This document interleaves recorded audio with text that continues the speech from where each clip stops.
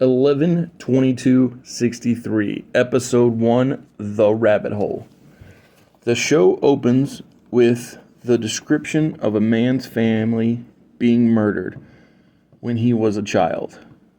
But, this is, legit, this is not something I would have expected.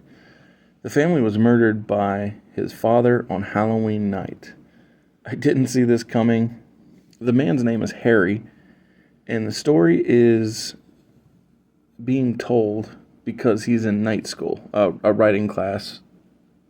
To be more specific, the teacher of the writing class is played by James Franco, and his character's name is Jake. Jake gives Harry an A on his paper, and Harry is emotional about the grade and asks Jake, the teacher, to write him a recommendation for promotion at work, which turns out to also be at the school where he is taking the night classes.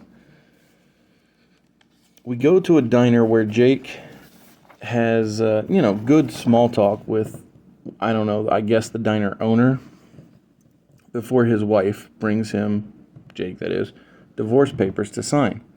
It's a bummer, but the diner owner, his name is Al.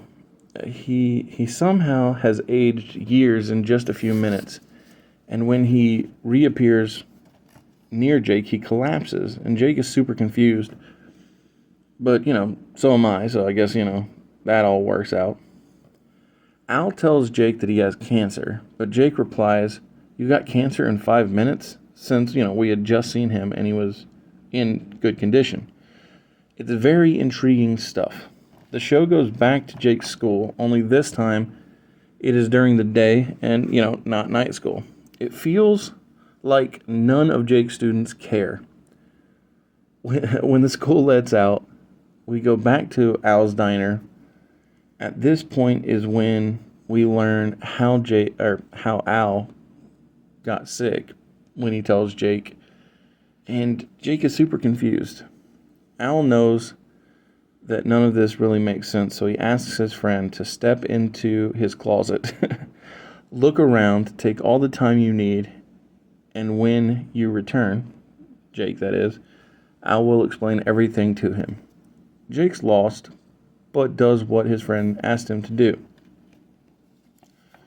When Jake steps into the closet, he's still talking to Al, and Al keeps telling him to walk further forward, and the closet drops Jake outside, but not just outside in their present, which was 2016, but it drops him outside on October 21st, 1960.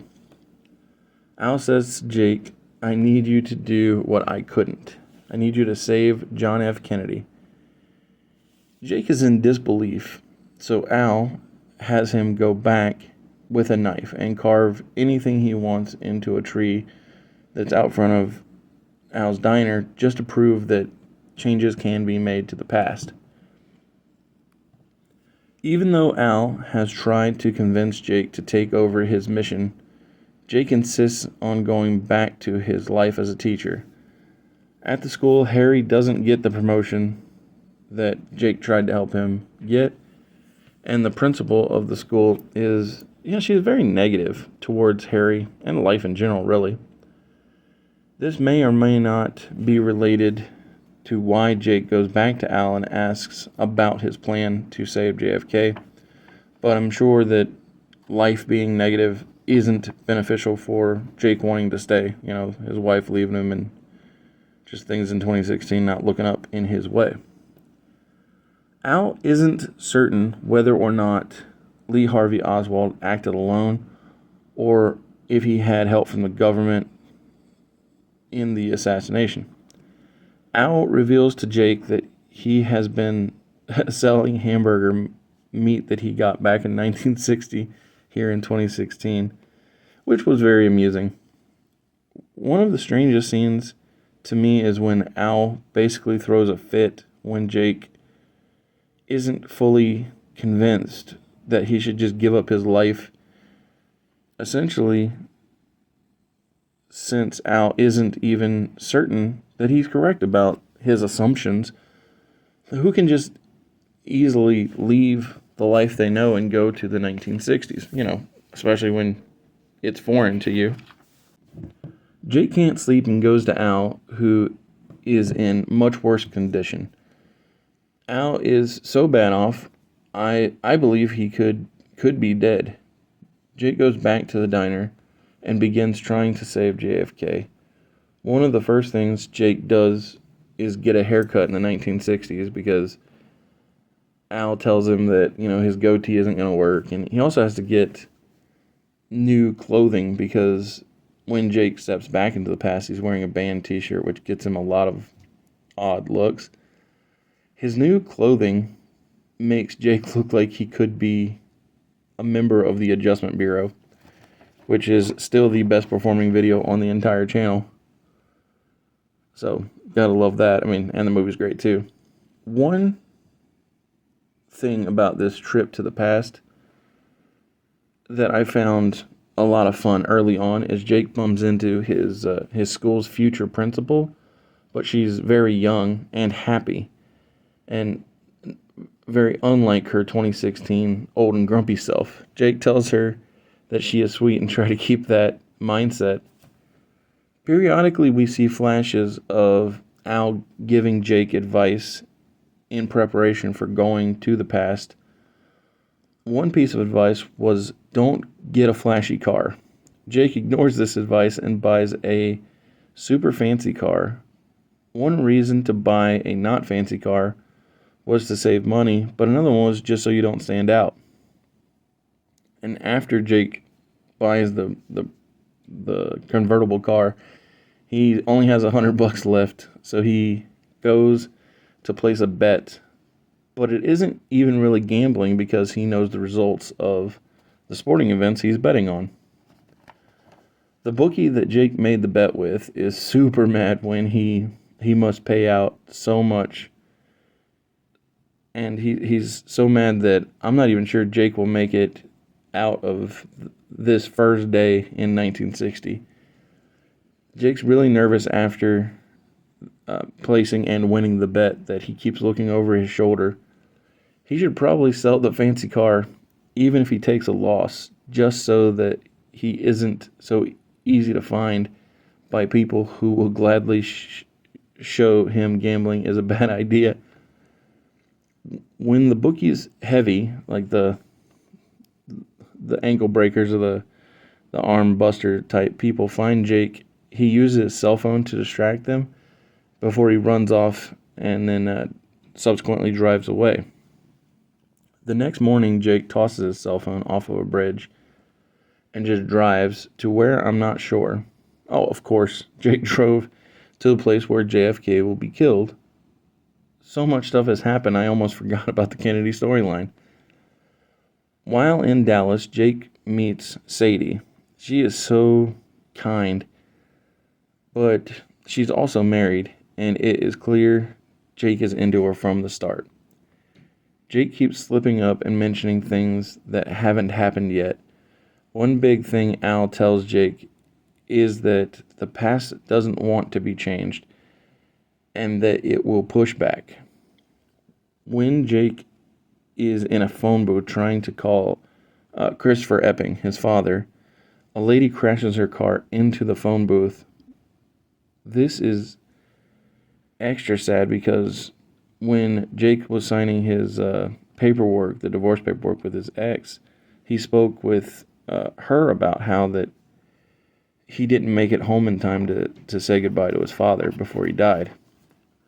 Obviously, time is against Jake reaching out to his father, and Jake is so shaken up by it that when he arrives back to the room where he'd been staying in Texas, the room that he'd been renting, he pukes.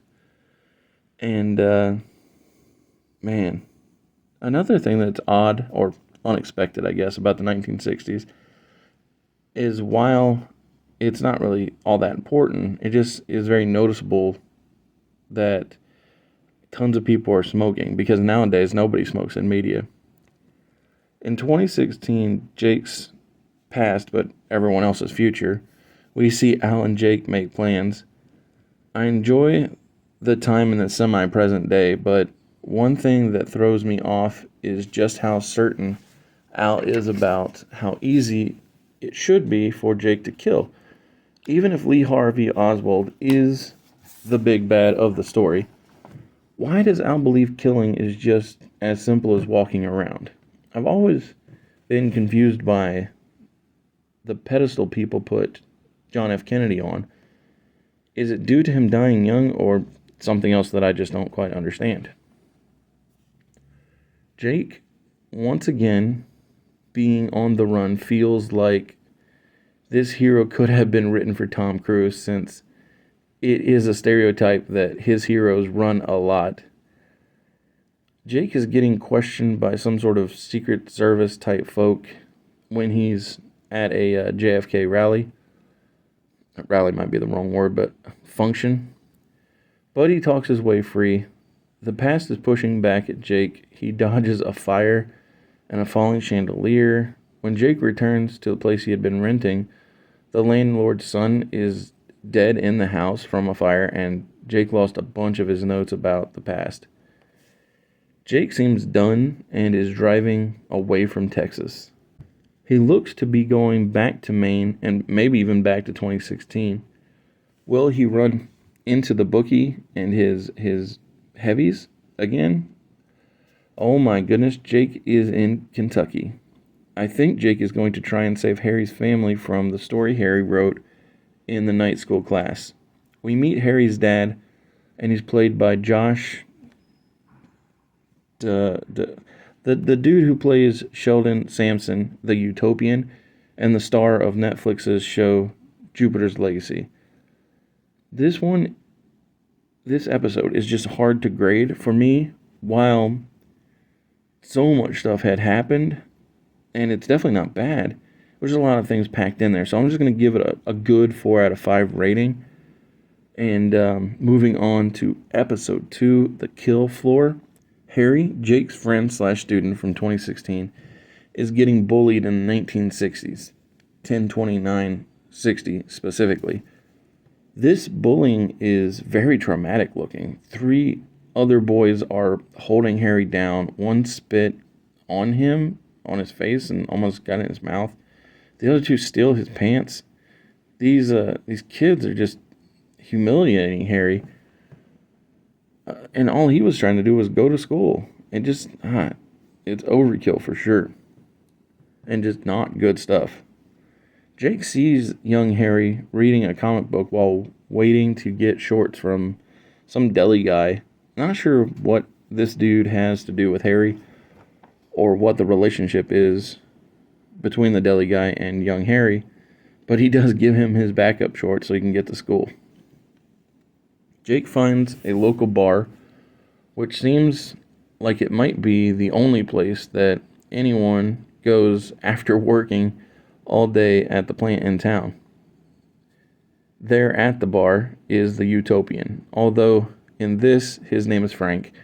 When Frank shows up, he is told Jake has been asking about him, and Frank and 2 of his friends take Jake to the place where Frank had grown up working, and he says, "Welcome to the kill floor." Things get insane when Frank's friends bring a calf out, and Frank insists that Jake kills the calf with a sledgehammer. This whole thing is just nasty. And it's all basically based around the fact that Frank feels as though Jake talking about being a writer was almost denigrating to these folks that work with their hands.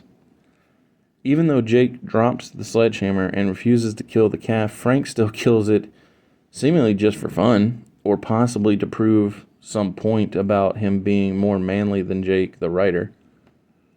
Jake can't sleep that night, and the next day he tries to get Harry's family out of town for Halloween, because that's the night that Frank killed them in the original timeline. After dinner, Jake hears an extremely haunting World War II story from the guy he is staying with in Holden, Kentucky. After which, Frank comes to get Jake, and this can't go well. Not well at all, given the mindset we know Frank will be in very soon. Yeah, crap. Frank hit his wife after she told him about Jake giving the family a trip to the Halloween celebration out of town.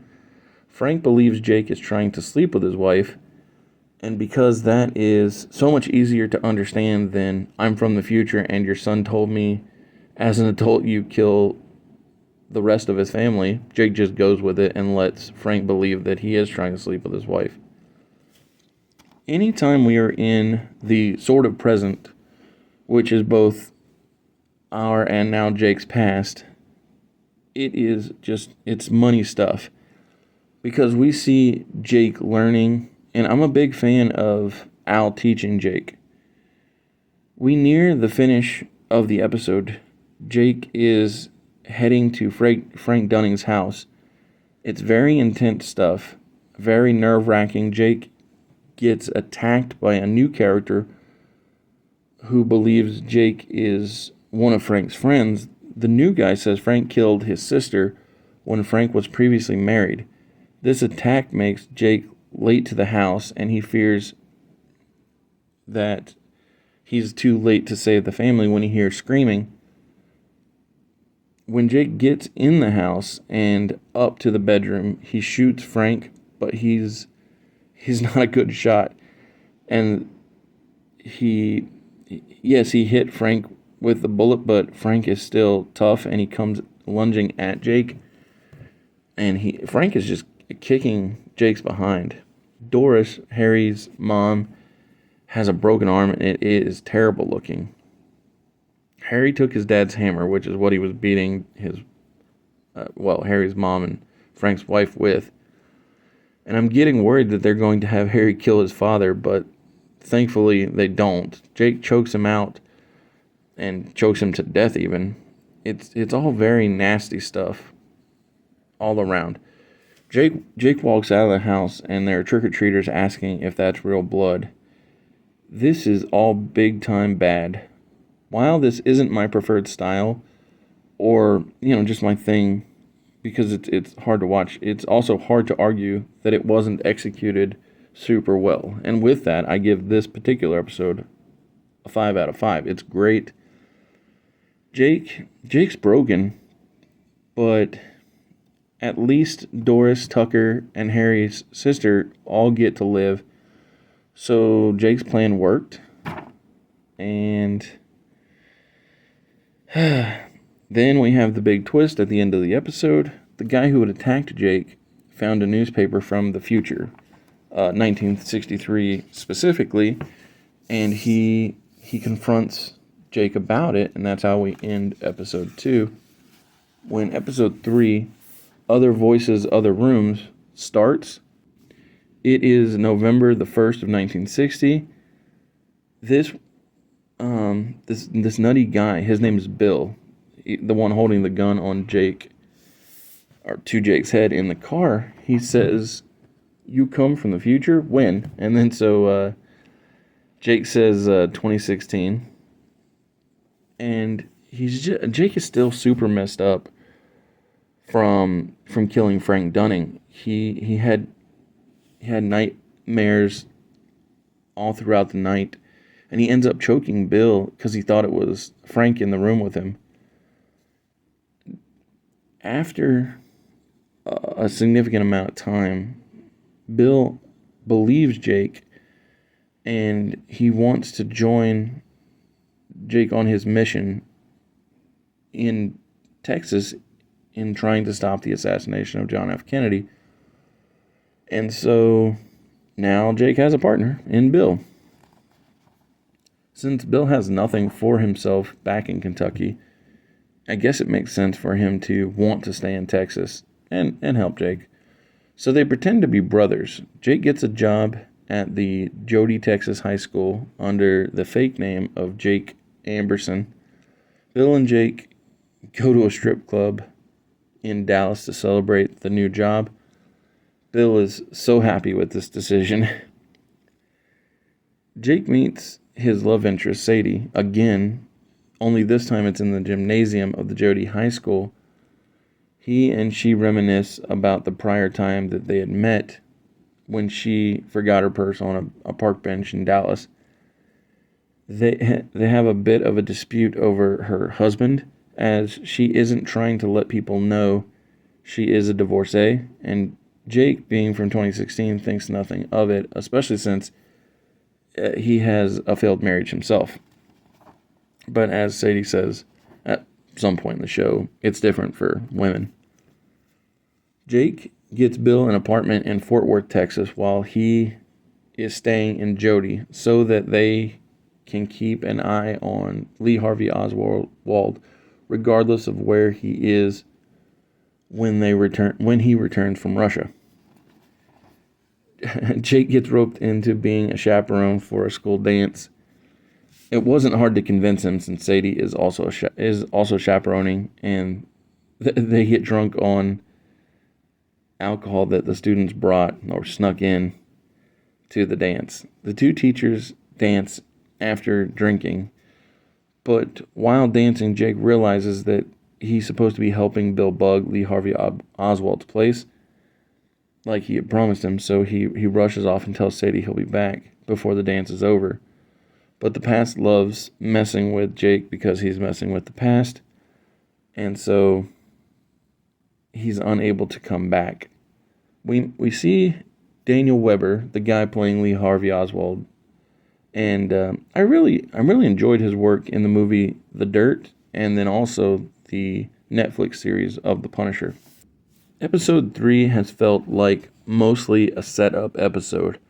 Not bad, for sure, because you have to set up the dominoes before you knock them down, but just a show doing what needs to be done to get where it needs to go.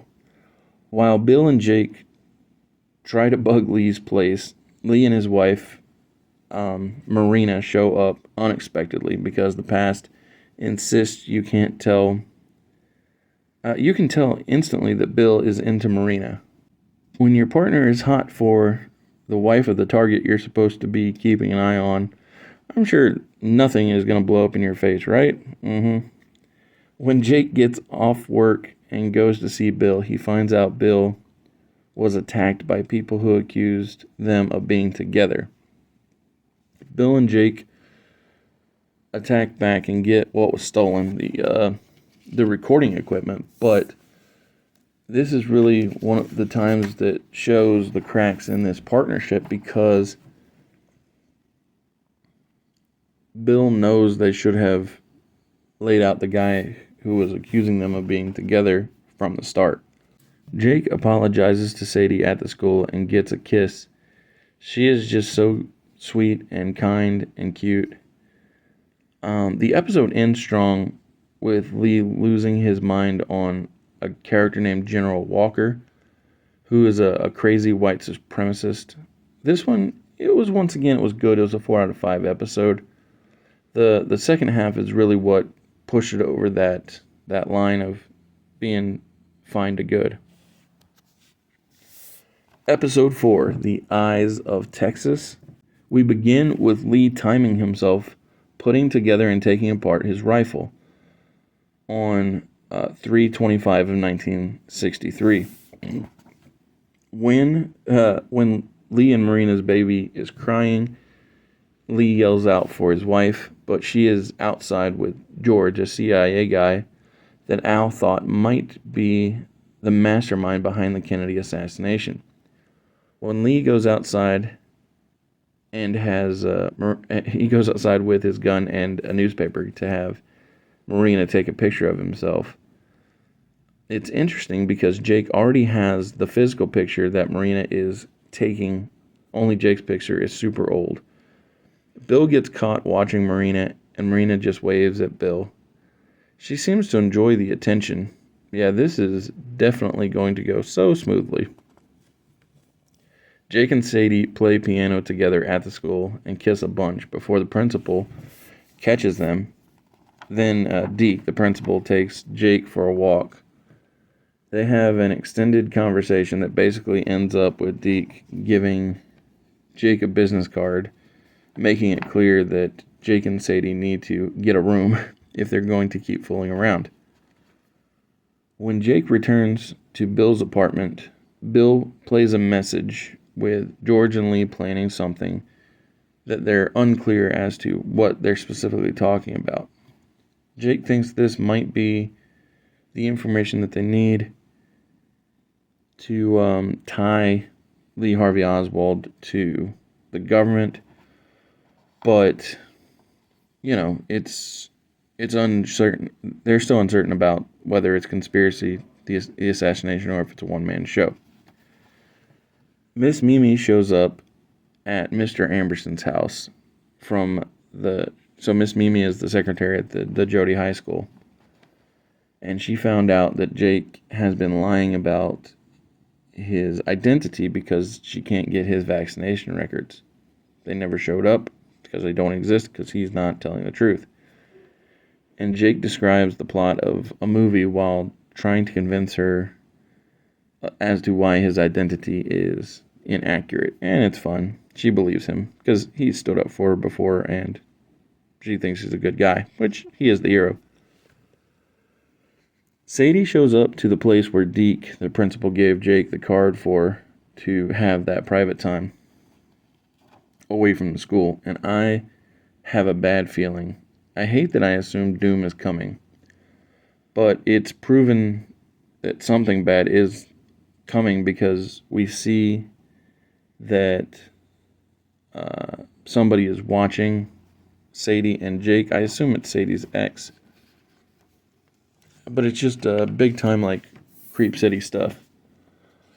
While Jake and Sadie are having their private time, Bill is disobeying Jake's advice, and he's talking to Marina.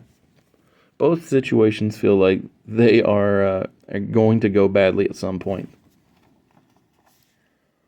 Jake sees an envelope on the floor that was slid under the door with pictures of he and Sadie from the night before, and Jake misunderstands the message that the pictures are meant to convey and believes that the government is showing him that they are watching him.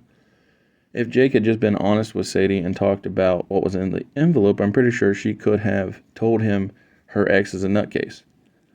Jake and Bill follow George and Lee to what appears to be a brothel. Yep, it is a brothel. The cops bust the place. Jake and Bill and basically everyone get arrested. Jake calls Deke to get him out of lockup. And he does, but Deke gives him a big speech, and he's not happy with him. So, as a punishment, Deke has Jake come to work without allowing him to clean up. At school, Jake sees Sadie and her ex, and he kisses her on the cheek, which is not good. Sadie is all shook up because of her ex not being willing to grant her divorce. Jake wants to be honest with Sadie, but he knows, the truth is hard to believe. And then Sadie makes a confession. It's weird and awkward, and it's not even hers to tell, but it's basically her explaining why her marriage didn't work out. It's because her ex-husband's a weirdo, basically. Got a weird fetish where he likes to punish himself, if you will, carried over from childhood. Bill shows up to the school and tells Jake about what happened. Lee is mad and things are crazy. Bill's also mad while he's at the house listening because of Lee being violent toward Marina, and while Jake is following George, the CIA guy, the past is pushing back. Dogs are barking, cars are getting in the way, but the biggest thing that the past throws at Jake is Sadie's ex, Johnny. He shows up and to stop Jake's mission. I mean, not explicitly. He shows up to pretend to be civil, but Jake is very aggressive after this confrontation because of what Sadie had told him. And after Jake is very aggressive to Johnny, we see Jake taking flowers to Sadie and professing his love to her. I'm super worried something bad is coming. When Jake returns, Bill is done with the whole mission. All he wants to do is save Marina from Lee beating her. Jake stops Bill, and Bill is not happy. When next we see Marina, she has bruises on her face, and Bill offers her a smoke. This all sucks so much. Johnny signs the divorce papers, but he also left Sadie a note saying he's not who you think he is. But just like when Johnny didn't tell Sadie about the photos, Sadie doesn't tell Jake about the note, so they aren't able to solve any of the problems because people refuse to be honest with one another. I think so many problems would be solved in media if people would just talk. Sadie shows up to the place she and Jake meet up for private time, and the door is open. I'm going to guess that this is not unusual for her because it's in the 1960s, but to me, that is weird. And in the house, a tape recorder is playing the Russian talks that Bill and Jake had been collecting. Sadie wants the truth, but Jake is still lying, and Sadie can tell that Jake isn't being honest with her. And so this one feels like the weakest so far. I give it a 3 out of 5. It's fine. I'm not like uninterested, but I just think that this was definitely a weak episode. Whether it's your first time here or you're a regular here at Mr. Super Oz, I just want to thank you for tuning in to the channel. It exists because I, Oz, from the channel Mr. Super Oz, I wrote a 68-page graphic novel called Everlasting Survivors. Volume 1 is called All Day Long. If you follow the link in the description of this video, you can get yourself hats, shirts, posters, all kinds of fun things. But most importantly, you can get the story itself. And the more people that pick up the story, the greater the chances are that there can be continued adventures with these heroes. Thank you. After that open rolls, enjoy the video. If you could, give it a like. Subscribe if you haven't already. Leave a comment. Enjoy. 11/22/63, episode 5, The Truth. We have a strong start. Since Sadie can tell Jake is lying, we begin with her slapping him and running away. Jake goes inside. He throws away the food that Sadie made for them to have. Then we go back to 2016 with Jake teaching his school, teaching at the school, and he proposes a thought exercise where the students have the ability to time travel, and he's doing this to get the students engaged. Then we go back to the 1960s where Deke requests that Jake give his resignation to save him from being fired. At this point, Jake doesn't even seem to care about his job or anything except this mission now that Sadie is out of the picture.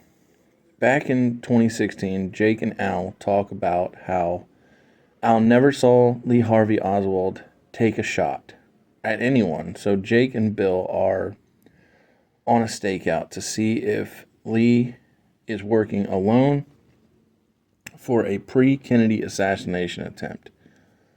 I'm curious to see what Stephen King thinks when it comes to the Lee working alone or working with the government stuff, since it was his story.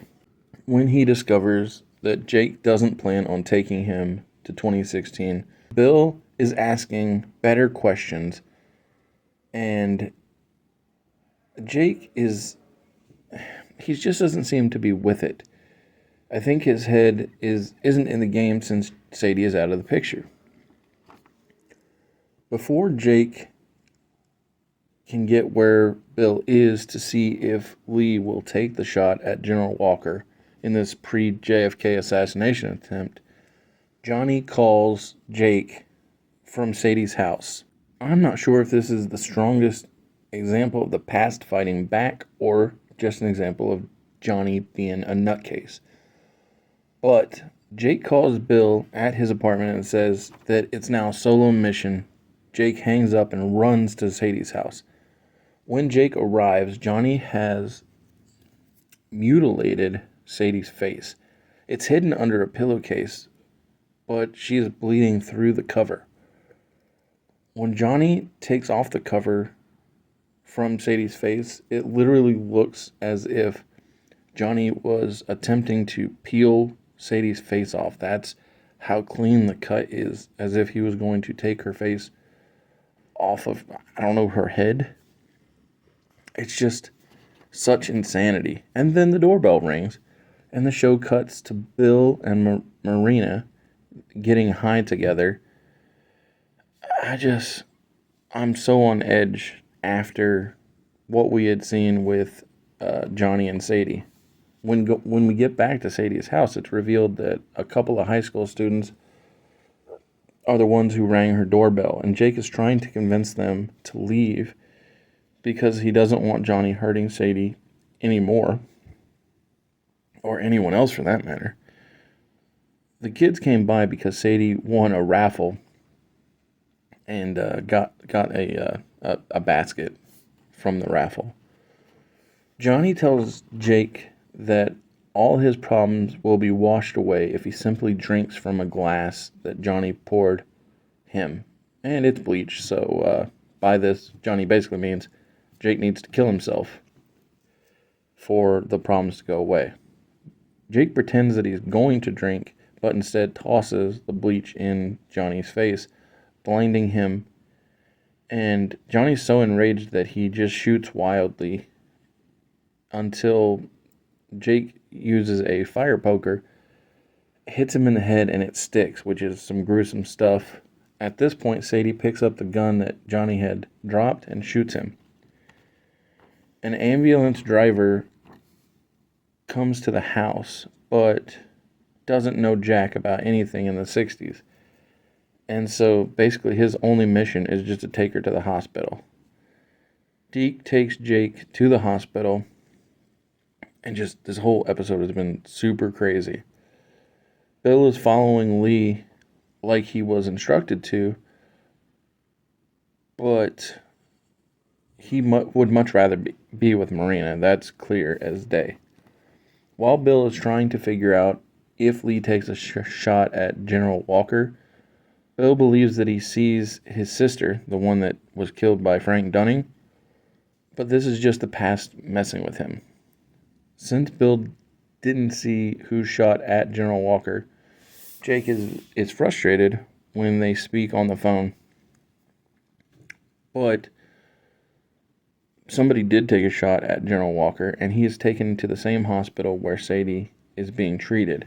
When Jake and Bill talk on the phone, Bill is crying because of the stuff with his sister, where he thinks that he saw her. And I don't know, Jake is just not in a good headspace.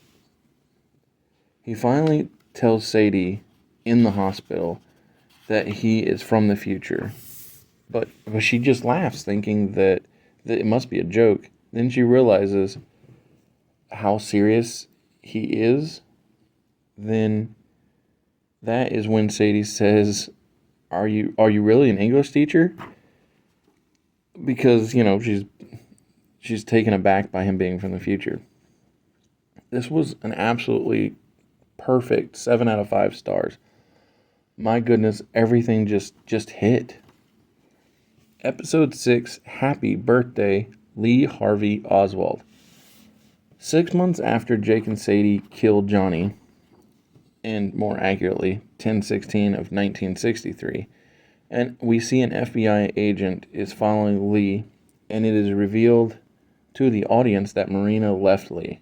Marina is pregnant again, and Lee wants her to come home, but she wants kindness and questions if Lee loves her or not. George, the CIA guy, is at Lee Harvey Oswald's, and Jake and Bill are listening in on a conversation, and Lee's denying that he took a shot at General Walker. Jake and Bill no longer see eye to eye. Jake is tired of killing. He's killed twice and he hates it. While Jake listens in on the conversation happening at Lee's birthday, he hears that Bill is at the party. And so Jake comes up and crashes the celebration. He and Bill argue, which is both not good, but also entertaining. Oh no, Marina is having contractions at the birthday party. It's just such crazy stuff. Bill intentionally knocks over a lamp at Lee's apartment to show the bug that he and Jake had planted there, just to shut Jake up. Lee loses his cool and gives an anti-American rant, not knowing that it wasn't the country, but rather his neighbors that are listening in onto his conversations. After this exchange, Jake sees what I've always known was going to happen, and Bill and Marina are fooling around. When Bill comes home and Jake confronts him about it, they get into a fight, and Bill pulls a gun. Bill kicks Jake out of the apartment and calls Sadie his Scarface girlfriend. I always knew Bill was just a little off, but honestly, at this point, he might be in the right for kicking out Jake, who isn't really playing fair. He's allowed to have a girlfriend, but Bill isn't. Now, I can see where Bill's making a mistake by going after Lee's wife, but man, everybody's just a little, I don't know, off. Sadie and Jake talk it over, but then the principal shows up to take Sadie to a facial repair surgery. There's a big twist that takes place in the hospital when Jake sees in Texas the first guy he'd bumped into up in Maine that told him he shouldn't be here when he arrived in 1960. I look forward to this character making sense in the story, because at first we're very unclear about his role in the first episode, and even now within this one, episode 6, it's not completely clear what his role is, but he seems to understand that Jake isn't from the 60s. Everything is going wild. Jake pulls a fire alarm that doesn't work, then he breaks the glass from a door. That way you can get into the operating room. And this is all based around Jake seeing a character that told him he doesn't belong, which is very interesting. When Jake barges into the operating room, he actually saves Sadie's life. She would have suffocated in the surgery had Jake not stopped them. The next day, Jake goes to try and talk with Bill. When he arrives, he sees Bill and Lee are hanging out, joking like best buds. At this point, Jake seems to think Bill might be the mystery second shooter, that no one ever knew who it was, so Jake has the outlandish idea to take Bill to the hospital, under the lie that Marina is having her second baby and is asking for Bill. But Jake actually has Bill committed, and it's pretty dirty. Brilliant, but dirty. Brilliant because Bill telling the truth makes him sound nuts, and dirty because Bill has been very helpful, and it has actually been, or he's been what has allowed Jake to have time away from the mission and time to grow with Sadie. With Jake now working solo, he gets desperate and is hiding in the CIA guy George's car and chokes him to try and get the truth out about his involvement with Lee. However, not only does George know nothing about Lee's assassination plans, he actually gets very emotional just hearing about the idea that Lee could be working to kill John F. Kennedy. Jake calls Sadie, and it is sad. He asks her to marry him, and he asks her to come to the future with him, but then a bookie that Jake had been gambling with to raise the money for Sadie's facial surgery comes with multiple heavies to prove a point that basically Jake and Bill shouldn't have made all these bets with different bookies because it turns out they were all backed by the same person. And so these heavies, these enforcers from the bookie, they beat Jake so badly that he almost has a face as busted up as Sadie's from the last episode when Jake wakes up in a hospital. He keeps mixing up Sadie and his ex-wife in his mind, which we get to see, and it's also trippy because Jake has such a bad traumatic brain injury that, Sadie's devastated. This episode was spectacular. It's a 6 out of 5, one of the best so far. And episode 7, Soldier Boy, the show is now getting ever closer to the title, which is 11/22/63, because we start in the hospital on 11/5/63. Jake is still messed up so badly that he thinks he's in 2016 at times within his mind, and he can't keep things together. He mixes up Sadie with his ex. He sees his mentor, Al, instead of the doctor. And this whole thing is just done so skillfully because Jake sees the wrong stuff, but also he knows that it's not correct. And the show does a really good job of getting the point across of how he can't keep things accurate. I like it. I like it a lot. Jake comes to just long enough to see Sadie and Deke talking, and he seems to know it's 1963 before he passes out again. It's now 15 days until the assassination. Jake is trying to get his thoughts together, but JFK, LBJ, all this stuff just keeps getting jumbled in his head. Sadie asks him if he remembers his birthday, and he replies, "My real birthday or my time travel birthday," which I thought was really smart writing. The show then cuts to Lee Harvey Oswald dropping a letter off to the FBI.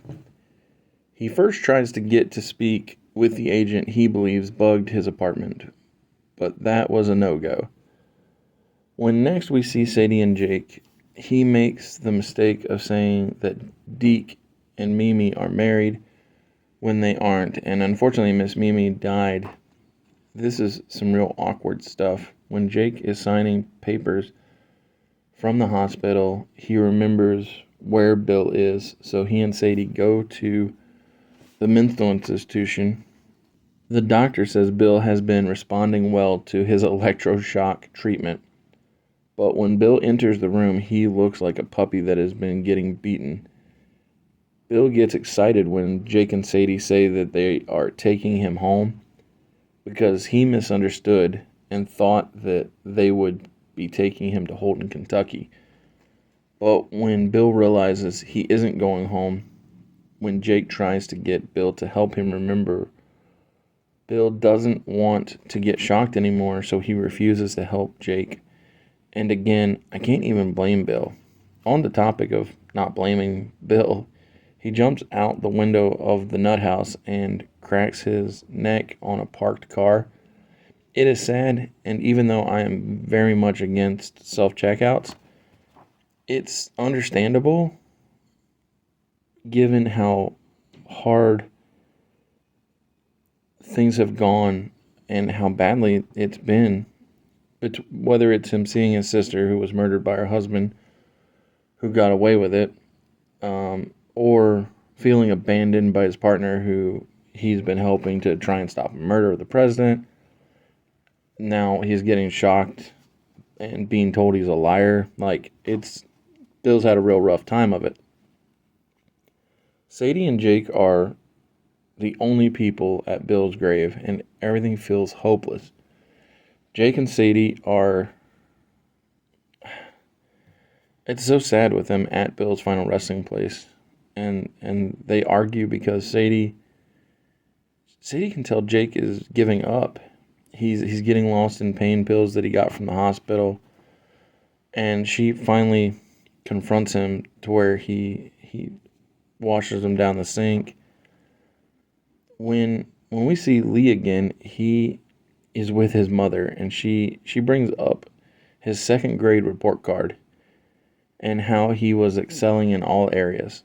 It's a funny scene because if your mama has to go back as far as the second grade to praise you, maybe you're not all you think you are, because Lee's one of the folks that it really believes he's something special. It's only 4 days until the assassination, and I'm not sure Jake will even remember why he's in 1963, let alone how to figure out how to stop the mission. It feels like the reason Bill and Jake never heard planning is because Lee never actually planned any of the stuff and just decided on the whim when he realized that JFK would be in the path of his job to boom, hey, let's take out the president. I could be wrong, but that's the way it feels in the this episode. At this point, there are only 2 days remaining, and Jake and Sadie are trying to figure out why Madison Street feels so familiar to Jake. While trying to figure it out, they find Lee, who remembers Jake from his birthday party, and Lee asks where Bill is. They lie and say they went back home to Kentucky. While in Lee's apartment, Jake remembers everything. Lee being the target, he and Bill planting the bugs, all of it. So Jake asks if he can get a glass of water, and while in the kitchen, Jake grabs a huge knife, which to me is ludicrous because does Jake really want to kill Lee in front of Sadie? But when Jake returns to the room, Lee has his daughter in his arms, so Jake doesn't try to kill him. And when he and Sadie leave, Jake drops the knife in the trash can. So that's at least something. Jake does what the media loves to do, and he doesn't tell Sadie that he remembered, because I don't know what the deal is, but we just got to always keep things from each other when it comes to media. Jake lies to Sadie and tries to sneak out, but she is smart enough to know he is lying, and when he gets in his car, Sadie has already beat him outside because he was grabbing things to prepare for taking out Lee. And Sadie, who wants to be in control of her own life, says, "You're not cutting me out of the mission," so they work together.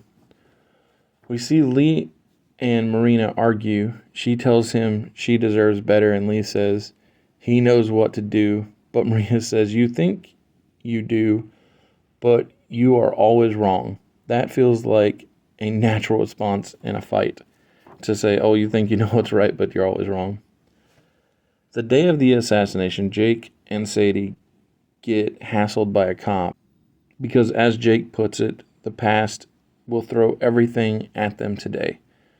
How exactly is it that the weird fellow who told Jake he shouldn't be here just poof showed up in Jake's car? I don't know, that part didn't make sense to me. But we get an explanation here when the man says you can't stop the past. He says, I know from personal experience. The guy not only knows Jake is a time traveler, he himself is stuck in a time loop, so that's something. With just 4 hours to go until the assassination, Jake asks Sadie if they should run away together and just let time play out. But she insists they finish his mission. They go the rest of the way on foot because Jake's car will not start, and even when they steal a car, they run into traffic. One thing that surprises me is that it is clear Lee is taking a rifle to work wrapped in paper, but no one seems to care. Not only does he take the rifle in, but he is also happily setting up to kill the president. So much has happened in this, and it is just a great 5 out of 5 episode. And it really makes episode 8, The Day in Question, have a lot to live up to. While running to try and stop the assassination, Jake sees Frank Dunning. But just like when Bill thought he saw his sister, it isn't real. Just the past trying to mess with the time traveler and keep the past the same. Sadie also sees Johnny, even though he isn't in Dallas. He's long dead. Also, this one is moving at a rocket's pace. This final episode makes me reminisce for the Adjustment Bureau, like when Jake first got his hat and suit, only this time it isn't just the look, but the fast action that brings that movie to mind. Jake gets so mad when he pulls a gun on a seemingly innocent man because either the man is lying or the past is changing things that Jake knows to get in his way. Not sure which. It keeps feeling as if Jake and Sadie are going to be late. Lee does get off a shot, but it's a shot that misses the president. JFK's motorcade races off, but Sadie gets shot, and Jake wrestles the rifle away from Lee and shoots him.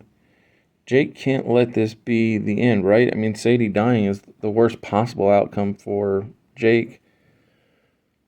When the police arrive, they arrest Jake, and it feels like he's playing the role of Lee Harvey Oswald now.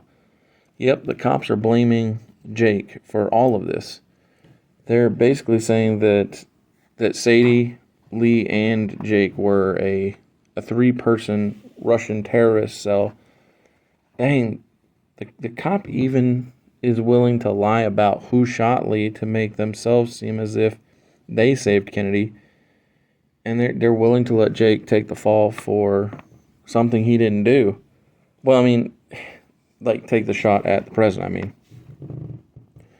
Jake tells a pretty good story to the police. He calls out the FBI agent who'd been following Lee, and the agent kicks the local Dallas police out of the room. The agent is trying to scare Jake with what he knows about Jake, but he has no luck. Jake is solid and knows what's what when it comes to this game.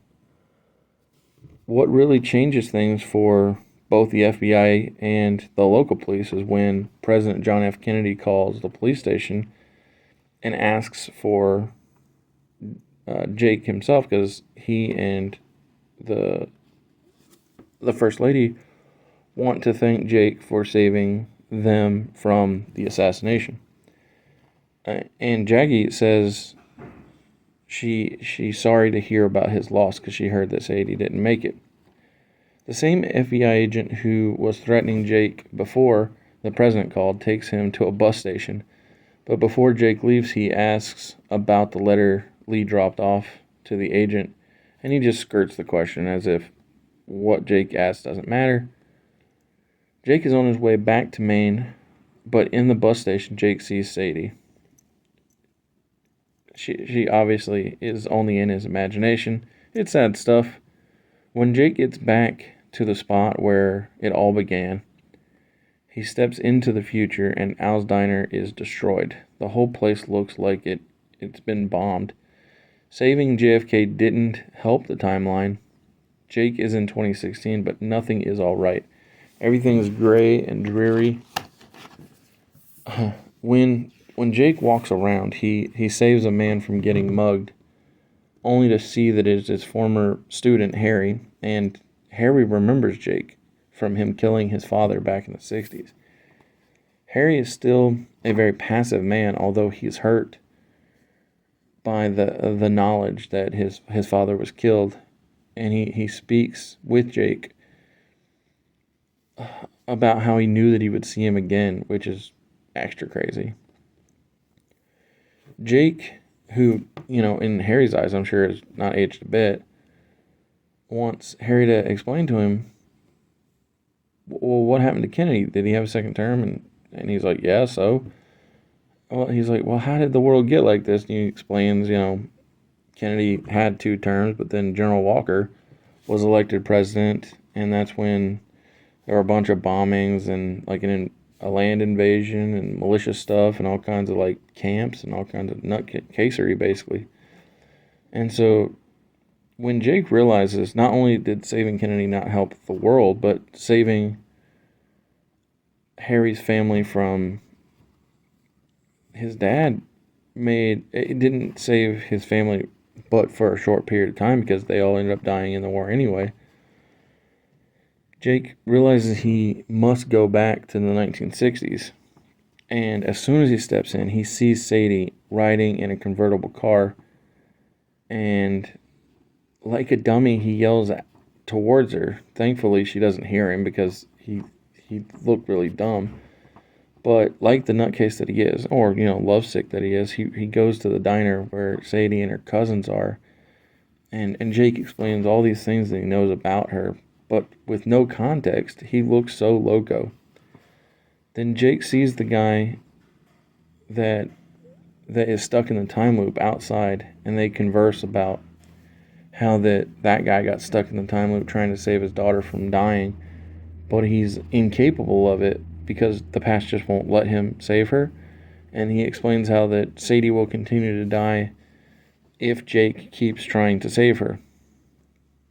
It's sad, but Jake goes back to 2016, and after some time passes, he does an internet search for Sadie Dunhill and figures out that she's being honored as Woman of the Year in Jody, Texas. So Jake goes to the ceremony to see her and listen to her speech. And it's good. She speaks about Deke and how that he would help troubled kids. Sadie thinks she recognizes Jake when he asks her to dance, and he says maybe from another life. And it's such a great line, and more importantly, it's a perfect end to this series. It's a 7 out of 5 stars for me. This finish is so recommended that yeah, I really hope that you enjoyed the review, and if you've seen the show, please leave a comment, tell me what you thought, and catch you next week. Later.